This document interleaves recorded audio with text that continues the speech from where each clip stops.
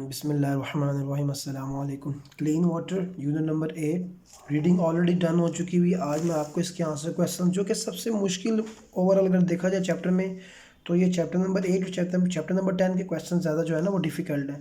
तो मैंने इसको खुद आप लोगों के लिए रीराइट किया है, यानी कि ये कंटेंट मैंने कोशिश की है कि इसका आंसर बड़ा कम्प्रीहेंसिव हो और जो है वो उसको याद करने में भी आसानी हो, और जो क्वेश्चन की जो डिमांड है वो भी हमारी पूरी हो जाए। तो क्वेश्चंस की तरफ हम डायरेक्ट चलते हैं। एक्सरसाइज भी मैं वाइंड अप करवा दूंगा। तमाम पिछले जितने भी चैप्टर हैं सबका content reading plus exercise already available. Channel को लाजमी सब्सक्राइब कर लीजिए। इंशाल्लाह अज़ीज़ हर सब्जेक्ट का बोर्ड की पेपर के हवाले से जो है ना कंटेंट आपको यहाँ पर रेडीली अवेलेबल मिलेगा, और ऑनलाइन क्लासेस की सहूलतें भी जो है ना हमारे पास अवेलेबल हैं। आप उनके साथ भी जो है ना वो फ़ायदा उठा सकते हैं। हम आपको नंबर मेंशन कर देंगे, उसमें आप कॉन्टैक्ट करेंगे तो इंशाल्लाह ताला आपको अकोमोडेट किया जाएगा। और हमारी जो है ना वो ऑनलाइन क्लासेस पेड क्लासेस हैं, लेकिन ये है कि बहुत मिनिमम सी अमाउंट हमने रखी हुई है। जो बच्चे चाहते हैं कि वो उनका सिलेबस जो है ना वो हमारे साथ साथ तैयार हो, तो इंशाल्लाह इनको लाजमी अकोमोडेट किया जाएगा। Coming to the point, question number 1 की तरफ। Clean water the authority use cause affect frequently throughout, यानी कि वो कहते हैं कि जो ऑथर ने ना the author use cause affect, के कॉज अफेक्ट फ्रीक्वेंटली का मतलब होता है कि अक्सर बहुत ज़्यादा उसने ये यूज़ किया कि कॉजेज़ बताए हैं और देन उसके अफेक्ट बताया है कि क्या हो रहा है, यानी कि वाटर की जो स्कार्सिटी है या वाटर की जो है ना वो पोल्यूशन है उसके। तो वो कहते हैं कि आप बताएं कि ये जो पैटर्न है ना ये किस तरह जो है ना वो रिलेटेड इशू को रिलेट कर रहे हैं रीडर को। तो हमने कहना one of the most direct impact of clean water is an human health contaminated water. ठीक है ना, ये कॉज है, कंटेमिनेटेड वाटर कॉज है। Can produce a harmful bacteria, ये अफेक्ट है। That can cause a water borne diseases, ये भी अफेक्ट है, such as a cholera, typhoid, dysentery and the hepatitis. These diseases can have severe consequences. तो ये हमारे पास पहले क्वेश्चंस का आंसर हो गया। आ जाइए अब दूसरे क्वेश्चंस की तरफ। आइडेंटिफाई, वो कहते हैं पैराग्राफ को आइडेंटिफाई करो जहाँ पर राइटर ने जो है ना वो प्रॉब्लम सॉल्विंग स्ट्रक्चर आपके साथ एक्सप्लेन किया है। तो उसका हमने कहना in paragraph number 8 writer present a problem solution structure. The propose solution involve, अब उसने क्या प्रपोज किया, solution involves a multi faceted approach. Multi faced approach का मतलब है कि मल्टी फेस्ड, हमने जो है ना मल्टी डायरेक्शनल जाना है। इनकॉर्पोरेट द कम्युनिटी, मुआशरा आपस में जुड़े। एंगेजमेंट, गवर्नमेंट को इन्वॉल्व किया जाए। And collaboration with the international and the local communities, और बैन अवी और लोकल कम्युनिटीज़ आपस में मिलकर काम करें। This the solution offered is realistic and achievable. ये जो सोल्यूशन है ना बड़ी रियलिस्टिक है ना, कि आपस में लोग मिलें, गवर्नमेंट आपस में काम करें, इंटरनेशनल लोगों से हेल्प लें। इन द कॉन्टेक्स्ट ऑफ पाकिस्तान, यानी उन्होंने जो कहा था कि पाकिस्तान के कॉन्टेक्स्ट के अंदर जो है ना वो आपने आंसर देना है। तो पाकिस्तान के कॉन्टेक्स्ट के अंदर जो हमारे पास आंसर यही बनता है, ये देखिए। In the context of Pakistan collaborated with international organization, कि आप इंटरनेशनल ऑर्गेनाइजेशन के साथ कोलैबोरेट करेंगे तो क्या है कि आपके मसाइल हल होना बेहतर हो सकते हैं। उसके बाद क्वेश्चन नंबर 3 की तरफ चलते हैं। How does the use of reasons and conclusion in the final paragraph, जो हमारा फाइनल पैराग्राफ है ना ये वाला पैराग्राफ नंबर 10, उसके अंदर राइटर ने ना कुछ कंक्लूजन बताई हैं और कुछ जो है ना उसने बताया कि आप ये रीज़न है और ये इसकी कंक्लूजन है। तो वो कहता है कि राइटर के कौन सी लाइन है जो राइटर के जो रीडर के दिमाग में ये बात पैदा करती है कि ये इसका राइट आंसर है। The writer use reason and the conclusion to strengthen their argument by logically connecting the importance of clean water to public health the global prosperity. देखिए उसने लिंक्ड क्या किया कि देखिए अगर लोगों की पब्लिक हेल्थ जो है ना बेहतर होगी ना तो वो ज़्यादा काम करेंगे और उसकी बीमारियाँ कम होंगी, वो अपनी प्रोडक्टिविटी जो है ना वो इंफ्रास्ट्रक्चर की तरफ लगाएंगे, एग्रीकल्चर की तरफ लगाएंगे। सो ये वो लाइन है। Ensuring clean water for all is not only a matter of public health but also a critical step toward achieving global prosperity, मतलब कि बैन अवी खुशहाली के लिए। सो ये वो पर्टिकुलर लाइन है कि जो राइटर के रीडर के माइंड में ना वो एक क्रिएट करती है कि जी हाँ वाकई इन चीज़ों का जो है ना वो इंटरनेशनल इम्पैक्ट है। Question number 4, can you find an example where the organizational pattern changes within the same paragraph, यानी राइटर ने जो है ना वो एक शिफ्ट किया था ऑर्गेनाइजेशनल पैटर्न यानी अप्रोचेस की तरफ। तो वो कहते हैं बताएं ये शिफ्ट है ये राइटर के माइंड में क्या करता है।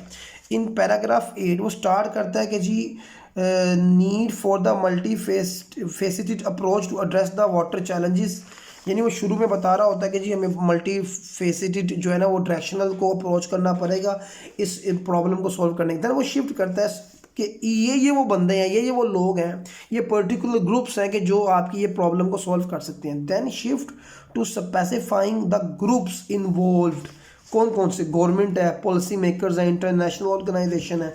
This shift provide a clarity who is responsible for addressing water challenges, किसको हमने एड्रेस करना है, and highlight specific action these group can take, और ये ग्रुप क्या कर सकते हैं कि वाटर की स्कार्सिटी और वाटर की जो एक पोल्यूशन है, ये कंटेमिनेटेड वाटर है, उसको रिड्यूस करने के लिए। आगे आइए जी क्वेश्चन नंबर 5 की तरफ। देखिए मैंने कोशिश की है कि क्वेश्चन ना तो बहुत लेंथी हो और आंसर भी आपका कंप्रिहेंसिव हो। वो कहते हैं अगर हम इस पूरे टेक्स्ट को ना रीराइट करें कंपैरिजन कंट्रास्ट फॉर्मेट के अंदर कि एक मुल्क है जिसके पास पानी ज़्यादा है, एक मुल्क है जिसके पास पानी कम है, तो क्या क्या प्रॉब्लम जो है ना वो आ सकती हैं। A comparison contrast format would emphasize the difference in challenges, जाहिर सी बात है कि जिस मुल्क के पास पानी की अबंडेंस है तो उसके चैलेंजेस भी डिफरेंट है, और उसके पास तो और जो जिसके पास कम है तो उसके challenges different, and outcome between countries with abundant water and those face the scarcity, it might show how water abundance and water scarcity affect economic stability, public health and the agriculture. यानी ये तमाम चीज़ें जो है ना वो different होंगी अगर हम कंट्रास्ट करेंगे ना, कि यहाँ उनका एग्रीकल्चर डिफरेंट होगा, उनका इंफ्रास्ट्रक्चर डिफरेंट होगा, उनकी प्रॉब्लम्स इशू जो है ना वो डिफरेंट होंगी। क्वेश्चन नंबर 6 वो कहता है कि वाई इट इज़ इम्पोर्टेंट, वो कहता है कि आप बताएं कि जो हम डिस्टिंग्विश करते हैं फैक्ट को और ओपिनियन को, एक हमारे पास हकीकत है, एक हमारे पास राय है, फिर एक हमारे पास एविडेंस और एक जनरलाइजेशन है कि यानी सारे लोग जो है ना इस चीज़ को तस्लीम करते हैं। जनरलाइजेशन का मतलब होता है जनरल स्टेटमेंट जो कि तमाम लोग तस्लीम करते हैं। वो कहते हैं अगर ये क्यों ज़रूरी है, और अगर रीडर के माइंड में पढ़ते हुए कैसे लोग, एक रीडर जो किसी भी टेक्स्ट को पढ़ रहा होता है तो उसको कैसे उस टेक्स्ट के बारे में जो है ना रिलायबिलिटी मिलती है। हमने कहना है फैक्ट जो स्टेटमेंट है जो कि प्रूव होती है राइट और रॉन्ग बेस्ड ऑन एविडेंस। हम कहते हैं ना इट इज़ अ फैक्ट, तो उसका कोई ना कोई एविडेंस होता है। तो देखें ना अब वाटर का एक एविडेंस हमारे पास मौजूद है कि वाटर स्कार्सिटी मौजूद है, वाटर पोल्यूशन मौजूद है, बीमारियां मौजूद हैं, उसके बाद कन्फ्लिक्ट इतने इतने भरे हैं। So water are fact are statement that can be proven true और फॉल्स बेस्ड ऑन एविडेंस। ठीक हो गया, आ गया है। जबकि ओपिनियन एक्सप्रेस पर्सनल व्यू और इंटरप्रिटेशन, एक ओपिनियन तो राय हो सकती है जो ये इसके पीछे एविडेंस कोई नहीं होता। Evidence backup a statement making them more credible generalization, evidence एक ऐसी स्टेटमेंट है कि जो अपने आर्गूमेंट को स्ट्रॉन्ग कर दीजिए, हमारे पास तो एविडेंस है। generalization can be broad statement, distinguish between these element, you can check the text basis, you can evaluate the strength of argument and the claims। यानी कि हम इन चीज़ों की मदद से ना ये पता लगवा सकते हैं कि जो टेक्स्ट जिसके बारे में लिखा गया है वो वाकई कोई राइटर का बाइस तो नहीं है, राइटर जो है ना वो जानिबदारी तो नहीं दिखा रहा, या वाकई फैक्ट एंड फिगर के अकॉर्डिंग ये टेक्स्ट लिखा गया। तो ये हमारे पास क्वेश्चन नंबर 7 हो गया 6, और क्वेश्चन नंबर 7 है वो कहते हैं बताएं कौन कौन से कम्युनिटी बेस्ड इनिशिएटिव्स हैं जो कि इस टेक्स्ट के अंदर जो है ना मेंशन। तो हमने कहना कि ये हमारा आ गया कि according to the paragraph 8 in the text some community based initiative for improving access to clean water. उन्होंने ये बताया कि आप क्या करें, रेन हार्वेस्टिंग करें, बारिश के पानी को जो है ना वो हार्वेस्ट करें, उसको सेव रखें, और वाटर जो है ना कंजर्वेशन को करें, वाटर कंजर्व करें, और वाटर शेड मैनेजमेंट इंक्रीज़ करें ताकि वाटर की वेपोरेशन ना हो और वाटर जो है ना मेंटेन रहे। दीज इनिशिएटिव्स, ये जो हमारे पास इकदाम है, कैन प्ले अ क्रूशल, बड़ा एक इंतहाई अहम रोल प्ले कर सकते हैं असेस टू क्लीन वाटर, तमाम लोगों को जो है ना वो क्लीन वाटर मिले। आखिरी क्वेश्चन है इस चैप्टर का, हाउ कैन इन्वेस्टिंग इन, वो कहते हैं जो क्लीन वाटर इंफ्रास्ट्रक्चर है ना जिससे पानी साफ़ होता है उसके ऊपर इन्वेस्ट करने से कैसे ग्लोबल प्रॉस्पेरिटी खुशहाली आ सकती। तो हमने कहना है कि simple answer, access to clean water reduce the waterborne diseases improving overall health and the productivity. Clean water infrastructure boost economic development by supporting industries like agriculture, manufacturing. Clean water infrastructure promote sustainable water management and protect ecosystem.